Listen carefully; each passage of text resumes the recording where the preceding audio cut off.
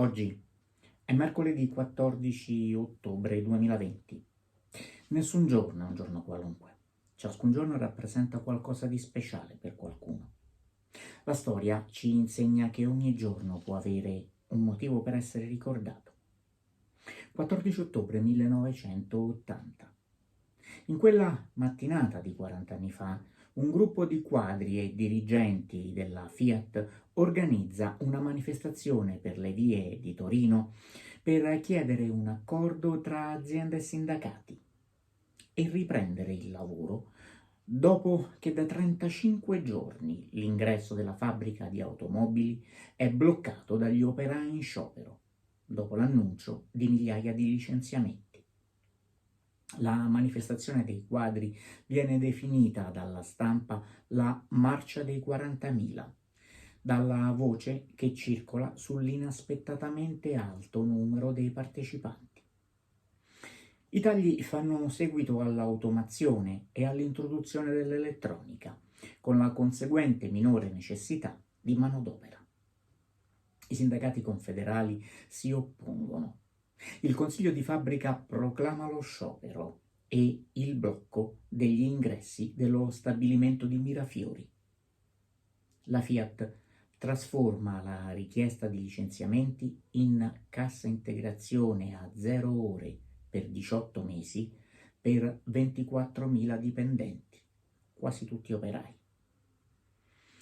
In azienda qualche dirigente comincia a pensare di cedere e chiedere la nazionalizzazione della Fiat per superare la crisi. Ma la marcia dei 40.000 cambia completamente lo scenario per l'attenzione che i manifestanti raccolgono e i timori dei sindacati, che rinunciano a organizzare una loro manifestazione, nonostante qualcuno sostenga che si possano portare in piazza 100.000 persone. Così la vertenza si chiude con un accordo favorevole alla Fiat. Quel braccio di ferro di 40 anni fa segna un cambiamento nelle relazioni industriali e nell'intero mondo del lavoro. Da quel momento inizia un progressivo ridimensionamento delle norme di legge, fino ad allora favorevoli ai lavoratori. Ma alla Fiat non basterà quella riduzione del personale. Per il proprio risanamento dovrà ricorrere all'aiuto delle banche, che in cambio le imporranno un ridimensionamento e una trasformazione radicale.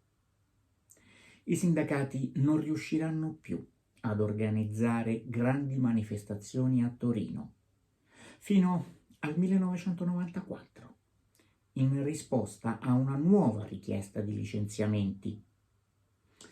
Questa volta non solo operai, ma anche di quasi 4.000 impiegati, molti dei quali avevano partecipato alla marcia dei 40.000, che nella realtà erano stati solo 12.000. Ogni giorno può lasciare un segno indelebile. Viverlo con lo spirito giusto può renderlo tale. Secondo uno studio della Iowa State University, 12 minuti al giorno per esprimere gentilezza verso gli altri e insegnare buoni gesti e belle regole ai bambini sollevano il morale e rendono più felici. Rivolgere un pensiero a chi abbiamo nel cuore o a chi compie gli anni, inviandogli questo minuto di racconto, può essere un'occasione per cominciare bene i nostri 12 minuti di oggi. Buona giornata.